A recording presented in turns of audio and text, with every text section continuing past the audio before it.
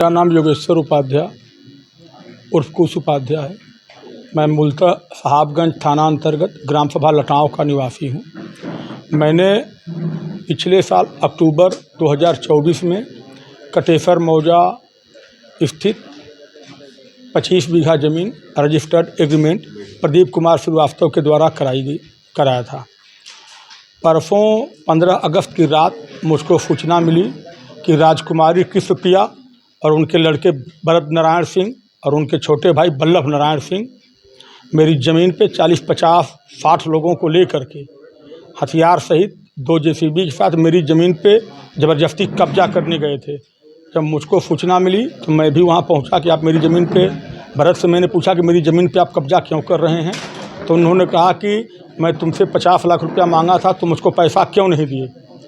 और जो पैसा मुझसे वो मांगे थे वो पूरा का पूरा पैसा वो रिकॉर्डेड है और उनकी पूरी कॉल रिकॉर्डिंग मेरे पास है, जो कि मैंने मीडिया बंधु लोगों को दे दिया है।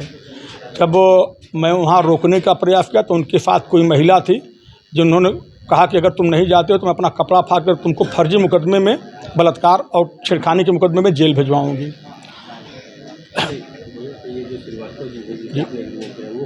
प्रदीप कुमार श्रीवास्तव जी हैं, लैंडलॉर्ड हैं और वो गाजीपुर के रहने वाले हैं, रोहनिया में रहते हैं।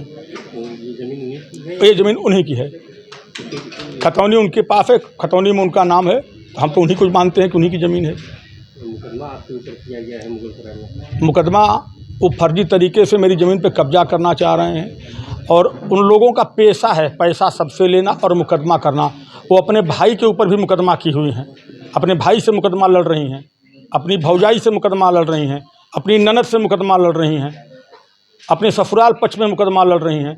तो वो लोग सबको ब्लैकमेल करके मुकदमा लड़ती हैं, सबसे पैसा लेती हैं। वो मुझसे भी पैसा लेने का प्रयास कर रही हैं।